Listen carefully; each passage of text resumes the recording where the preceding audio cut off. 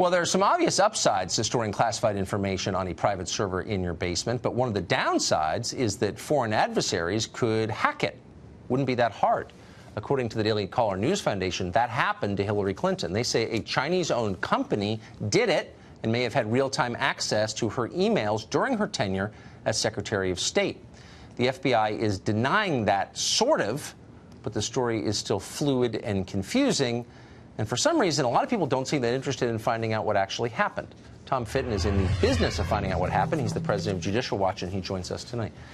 So, Tom, this seems like one of those stories, and I just want to be completely clear as we were last night. I don't know the answer. I don't know what happened, of course. But I do think it's worth finding out.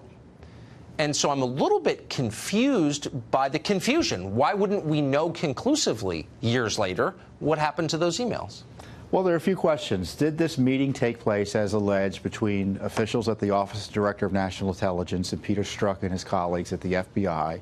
And was there a discussion about compromise of the server by a Chinese front company? Right. Did it happen? Did they look into it? Did they follow up on it? We're not getting much feedback from the FBI. So why would it be hard? I mean, again, you're in the business of getting government to divulge things it wants to hide. So why would it be so hard to get an answer to a very simple question like that? Because the answer would be embarrassing. We know separately that we went to the FBI. We set up a meeting through Peter Strzok because we had evidence that the Russians had compromised Hillary Clinton's server. Our guy met with Strzok's team for 4 hours.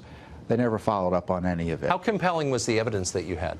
Well, it was compelling enough that the person who was doing it for us, who had a security clearance, thought he had to go to the FBI and tell them that there might have been a classified compromise of information by these Russia-type servers.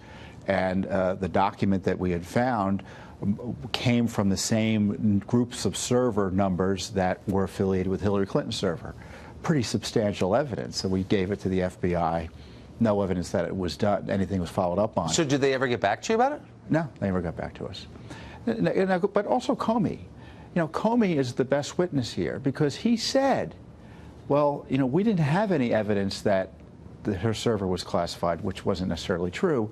But he admitted that, look, they could have done it without us knowing about it. We'd never know about it because they could have covered their tracks.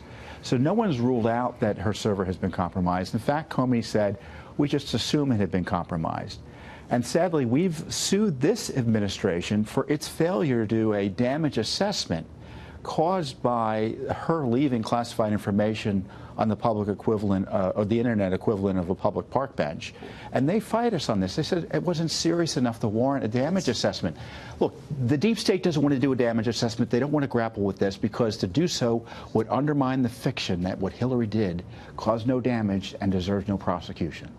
I think you could take Hillary out of the equation and still be appalled by it. Is the Chinese military hacking into the personal accounts of high American officials? Yes, they are. Let's find out the details. Tom Fitton, I hope you do find out the details, and I hope you bring them here. We will.